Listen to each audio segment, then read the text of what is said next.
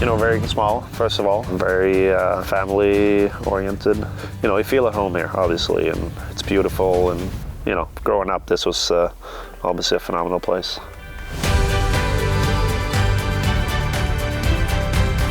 He was growing very fast in height and got better and better and better. He always wanted to be best. Trying to get a glimpse of either the game or the team coming out, so that's a big-time memory that I have. But did something stupid, he would tell mom, so. 1, 2, 3, 4. That's how I learned to count. Not in school. First big trophy. By far the best thing I bought in my life. You know, this is a place where I want to go back to when I'm done playing hockey.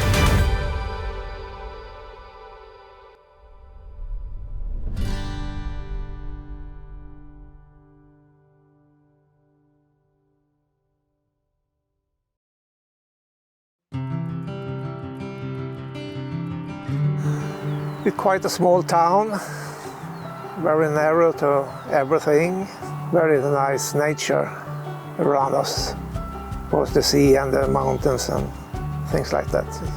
Nice place to live in.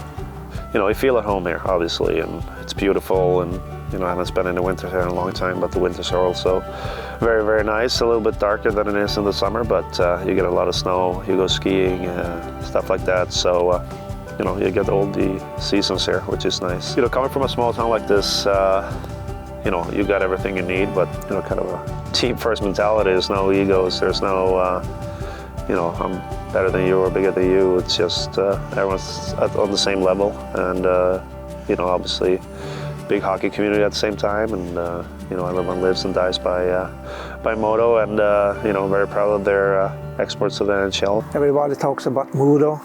So if you read the newspapers, almost every sport in the winter is MoDo.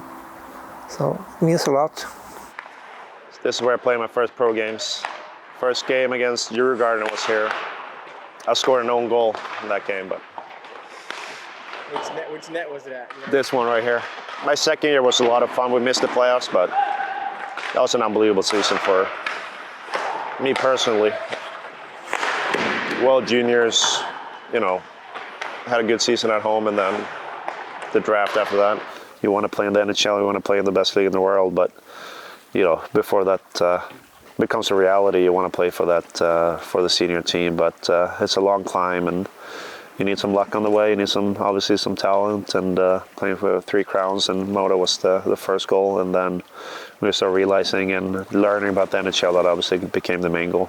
I got a nice welcoming home last summer after the second cup. They had me on the ice, and a few gifts. They gave us a box so we could watch the game, but you know, they take good care of their own, which is pretty cool.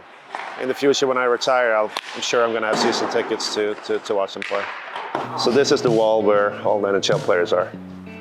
This is everyone from our hometown. So back in, first guy from our hometown to make it over, 1974. Anders Hedberg, so he showed the way. Oli, how many of these players did you have when you were the equipment? Well, I have to start from the end. Now, I had him, I had him, and him.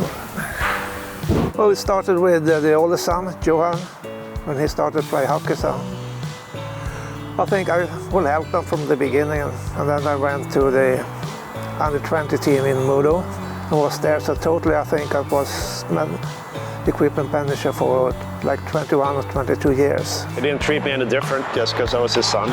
You know, I had to wait like everyone else, but it was good. It was it's good to have on the road always, and spent some good memories together, so it was pretty cool. Big positives was being around your dad. The negative was probably if I did something stupid, he would tell mom, so. But I say I was harder to them than the other boys in the team. It paid off. So the last time they won the Swedish championship was in 2007. This was the captain. And here you can see the golden helmets. That's what you get when you win. My brother was on the team. Toby was on the team, obviously. And this is the strength coach, Hans. And my brother was part of that team as well. Hey there. Oh. If we go this way, there's a big picture. I was in Finland actually when they won because we had under 18 World Championships playing against Stammer. So I didn't get to watch the game. Kempevallen. How long was that around? När byggdes den? Kempevallen. Around the 60s, 70s. It was built in the 60s probably. And then torn down in 2010 maybe. Probably 5,000 people. But it was so loud. It was a intimidating place to go. Actually, Victor learned numbers when he was with us watching the older brothers play. They had numbers on the seats, 1, 2, 3, 4. That's how I learned to count. Not in school. I was there for the first time. I don't know how old I was, a couple weeks old. My brothers played probably, so I was there right away. So a lot of history. So this is the old rink where I grew up playing, Kempevallen. But now it's just, as you can see, it's a crater. There's still, one of the rinks are still here, but. So this is where I grew up playing, hockey and soccer, obviously. But it was so loud. It was an old barn, obviously, 5,000 people, low ceilings. It was intimidating. It was rowdy. It was kind of like Long Island, the New York Islanders, kind of like that. So very cool. I was here last week too with Rio, actually running around down here, but I told him this is where Daddy used to score goals. He'll have no memories of it, obviously, but hopefully he gets to play in the other rink. But it's very, very cold in the other rink, I'm not gonna lie. Favorite moment was probably winning the MoDo Cup when we were 16. I think that was the first time in 15 years maybe. MoDo actually won that tournament, so it's a huge tournament. Teams from all over Sweden came here, so we were able to win that with the guys that I grew up playing with from the age of 5 till 16. So that was a very special moment. I'm not gonna lie, that was very cool. We won 2-1 against Djurgården, and the same guy who barely scored any goals just scored 2 goals in that game. So very cool. Soccer in the summers and then hockey in the wintertime. But at a certain age, you got to pick and choose, obviously. But just very fortunate that everything is so close here. I mean, that's what I loved about it too. Like, sure, you need your parents to drive you, but then when the weather was good enough, you can get here yourself. So made it a lot easier, obviously. And then my school is just another few minutes down the road. So everything was close. I was lazy, so I always got picked up, but to get down here was easy. This used to be my stall with the under 18 team. I don't know exactly if it was right here, but this was our locker room. And then the other one was the under 20. And like I said, this way was to the rink that's no longer with us. You just walk this way and see those stores over there. That's where you walked out to that rink. Well, it was cool when we were young, around 10. So when the MoDo team, the big team played, this door was always closed and locked, so you couldn't get through because they came out this way. But I remember when we had practice over here and they had a game over there, there would be 20 people just trying to get a glimpse of either the game or the team coming out. So that's a big time memory that I have. Everyone is gathering here and then seeing the senior team walk out. So that's probably what sticks out the most, like us being here, obviously looking up to them and wanting to be like them and get to see them up close. So that was pretty cool. Coaches wanted him to be a goalie, and his mother said that we're not gonna buy you a hockey mask or something like that. He was a goalie until he was 14, but then started shooting too hard. So pretty sure that's why my mom was a little bit worried about it. So she said, she asked me what I wanted if I was going to quit playing goalie. I said, well, then I need a new helmet. And then for Christmas, I got this new helmet, and the rest is history. So that's why I became a defenseman. I stayed true to my promise, and she stayed true to her promise. He was very tall, and he was a little bit like wingling, and he was growing very fast in height, and everything didn't compare at once. So, but in the end, it got better and better and better. Kind of hit a stride there when I was probably 12 or 13, and then started playing with people that was a little bit older, and then I made the jump to under 18. Made my first game at 14 with the under 20 team. That's kind of when you knew that you had something, maybe. He always wanted to be best and a bad loser. But that goes for all my sons. I just kept at it, you know, did as good as I could in the summers and in season, and see where it took me. So very happy where it took me. So right over there, you got the world's largest hockey stick. Like I said, new benches since I was here, new boards, but same ice. Always good ice here because it's so cold. The ice was always so good. It's not the humidity as we have in Tampa. I mean, I had great coaches. They allowed us to have fun, you know, do what we'd like. Wasn't that serious, obviously, at a young age, but we just loved being on the ice, and yeah, we had a great team. Had a lot of fun. We won a lot of games. We had a lot of talent in our team. My brothers probably taught me to be competitive. You know, I always got to challenge them. They were older, and you know, I was younger, smaller, obviously, but that's probably why I got competitive, because I wanted to do the same things as they could do. But so that was probably why I think I got that competitive. But you know, first and foremost, I started hockey because it was fun, and it still is to this day. But obviously on a different level now. But you know, that's why I think you started to love the game, because it was so much fun just to be with your friends and have a good time on the ice. So this is the school. So this is where we waited to get picked up. That's a bench, yeah. Probably still the same bench too. So this was, the same school for a long time. Yeah, that's, how old was I there? That was probably grade 3. But in grade 9, I got the Student of the Year for combining hockey and school. So, proud moment. First big trophy. That's a big guitar. Stor. This was the cafeteria. Maybe it still is. This is where we buy all the snacks when we were grade 7, 8, 9. In grade 7, I was part of the you had like different organizations in school, and I was part of the ones that were taking care of this, but I gave away too much, so I got kicked out. You would give free things to your friends? No, but the older guys. So I got kicked out, I think. So you see that picture when I was outside, when I had that Nike shirt on? We just finished playing here before we had our school picture, so everyone was drenched. So it got heated here too. What would you play in here? Floorball. Yeah, that's what we played all the time. So a lot of fun memories from here, obviously.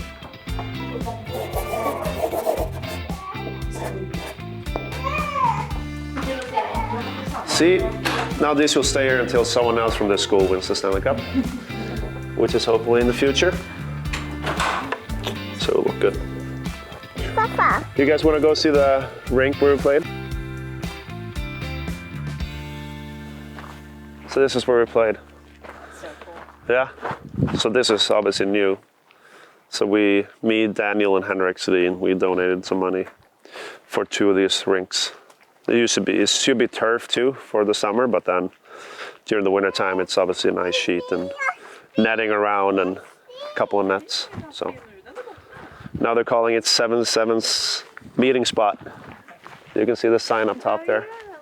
The lights wouldn't come out on at night unless you push that button over there.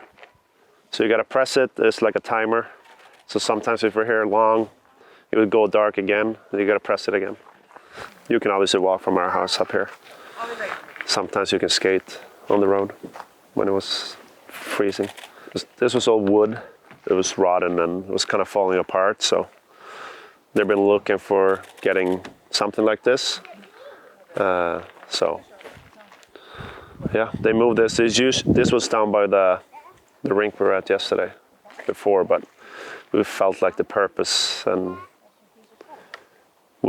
it would be better to have it here. So when we won the second cup, that's what kind of the town gave to me, was like, put it here, put in new lights, like the meeting spot, and you know, in my honor. So it's pretty cool. Yeah, I remember I got the door over me, and it was like a Rossi little nail. It went straight through my wrist. Yeah, I still have the scar. Here, you can see the scar. So it came in here and then went out this way. And how did that happen? So the door on the old one was kind of loose. I don't know what happened. I don't know how old I was. I wasn't that old. But somehow it fell and I fell under it and just came down on my wrist. Kan du springa? Visa mig spring. Klara, färdiga, gå. Och spring.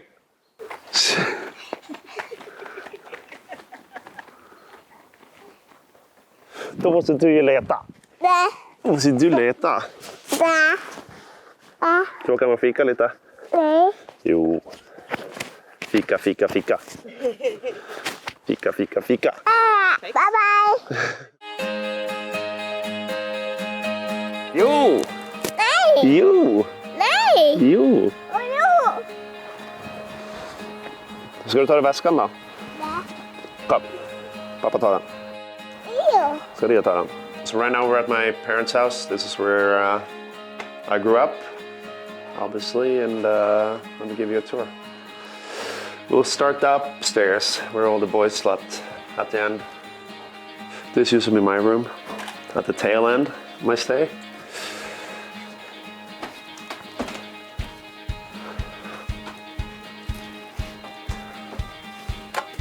This is the last memory of me staying in this room. That's me. The bed wasn't like this, but much smaller. Did you have a lot of posters? I did have a lot of posters, yeah. Actually, my grandpa painted that one. Here's all the prizes we won when we were younger.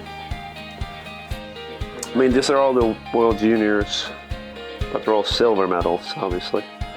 There's lots of cannon in both of them. But now it's a guest room. This is Rio's bed when he stays here.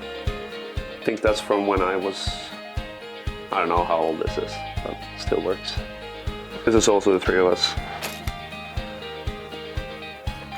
Here you can see. So that's my oldest cousins right there. And that's the three of us.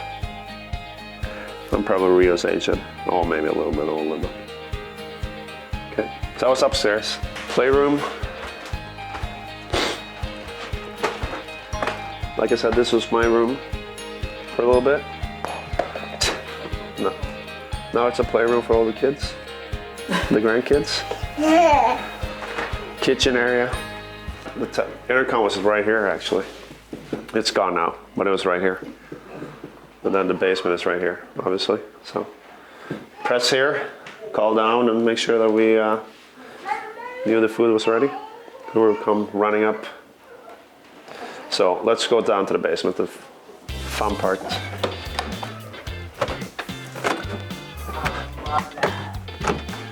This is a sports bar.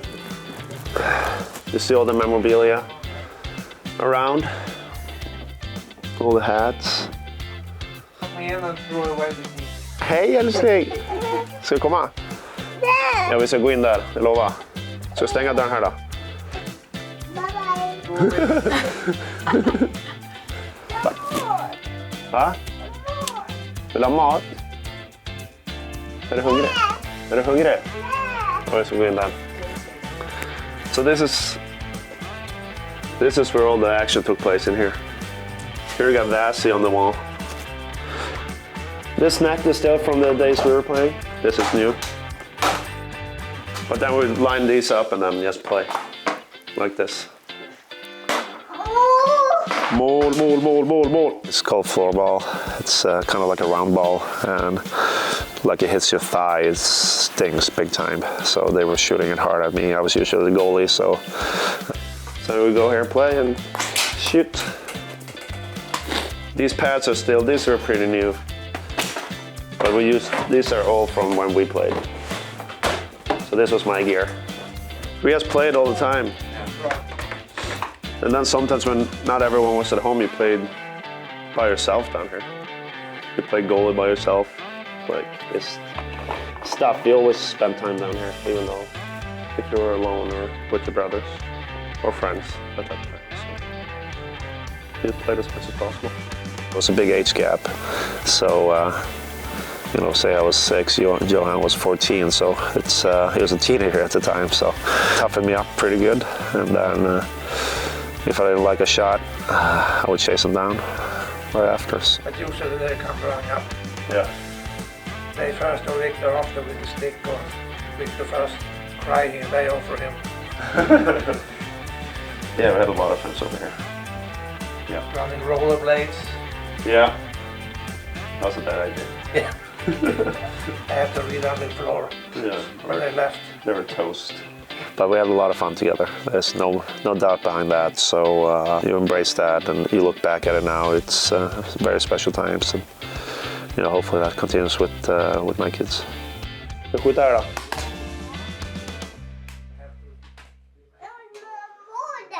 Ska pappa göra mål? Eller ska Ria göra mål? Mål! Mål! Aj, aj, aj, aj. He loves the vacuum.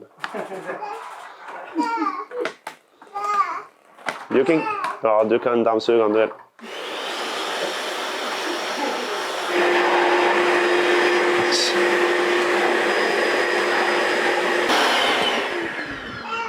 Jag tror du ska sova. Jag ska gå night night. It's always a bad idea to bring out the vacuum. Ja. Ja. Kamera. Ja. Kamera. Kamera. Kamera. Ja. Pappa. Ja. Farfar.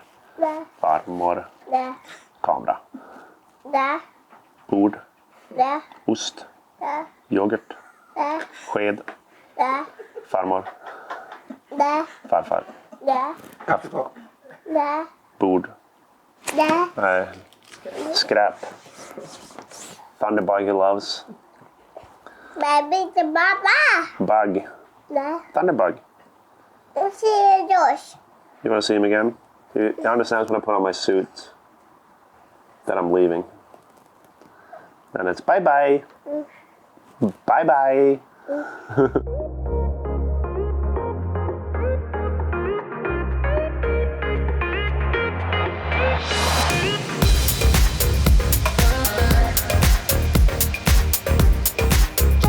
Well, I like vehicles in particular, like planes, boats, cars. I like to drive stuff, so that's kind of why I got into this, but a little easier to own a boat than a plane. It takes a little more work to get a plane license or pilot license, and you know, driving this is just a lot of fun and easier than driving a car. I mean, you got the whole ocean ahead of you, so it's a lot of nice houses. I mean, it's beautiful. So this is kind of this side out here is where I live, and then on the other side is some of the other hockey players live over there, and then yeah, just beautiful. The archipelago is, like I said, it's just stunning. We didn't have the best of weather today, but it's still beautiful.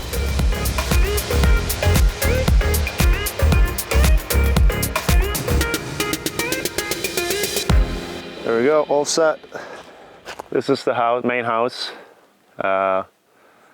Still need some stuff. The roof is giving in, so we got to redo the roof, but this was here. Obviously the farmhouse is over there. And then the plan for next summer is pool here in the middle, and then like a big greenhouse with like a fireplace and everything. So that's the plan for next year. This is like heaven. Yeah, it's just quiet. And then, yeah, it gets hot here in the summer because it's kind of protected all around.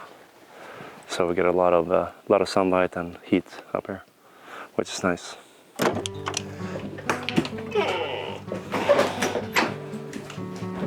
So here we got the kitchen.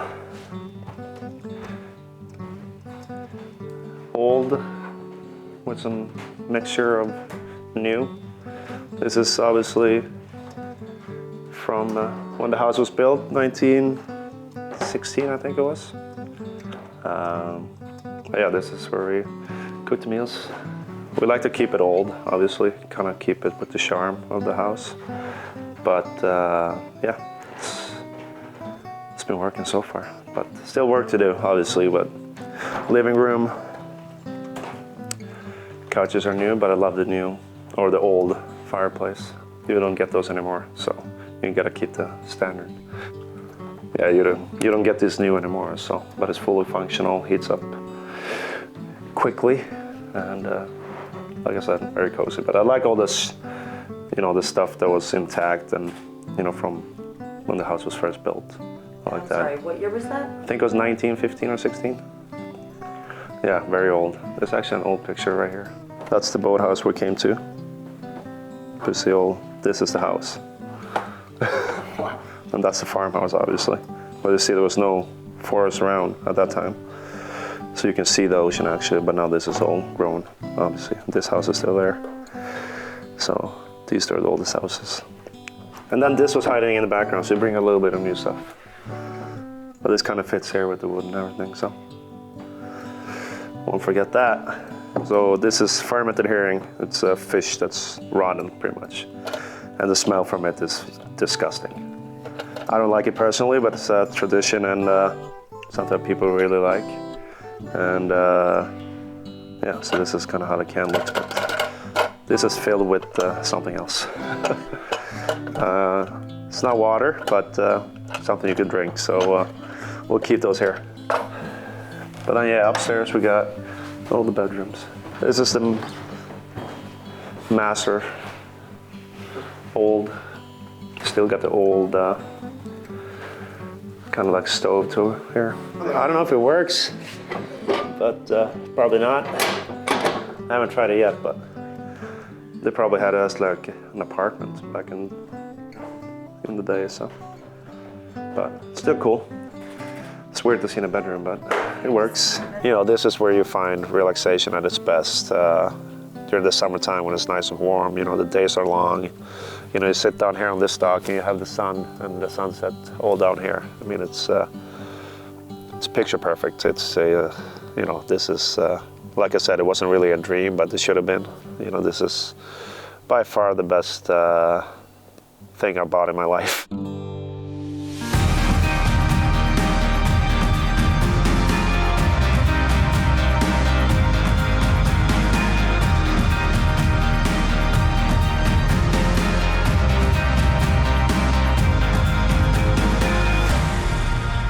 This is my favorite restaurant right here. They is closed for the season though. Tiny, like a little courtyard. Ulvebyn. So you can sit in here in this little house here. Yeah, you get away. Like today we're probably, I mean, one of the few people on the island. So it's kind of nice. All the people are so nice here. You know, something happens, like a water leak we had a couple weeks ago. You can go to the next house and they have something to fix it for you. So, you know, like I said about my hometown, this is the same kind of thing, just a little bit smaller, obviously, but you know, everyone helps each other out and goes a long way. When there's like a regatta, then this place is just full with boats, which is pretty cool. Every year, yeah, 4 days I think it is. So it's like a sailing race around the island, and then everyone comes in, and then yeah, just boat hopping and people having a good time. It's usually not this quiet, but like during the summer it is packed. And you want to make the city proud, and you know, that's kind of the way I look at things. And you know, I don't think I've changed a lot as a person since I moved over there, but you know, maybe a little bit more. You know, I've seen a lot of the world, but this is still home to us, and you know, this is a place where we want to go back to when I'm done playing hockey.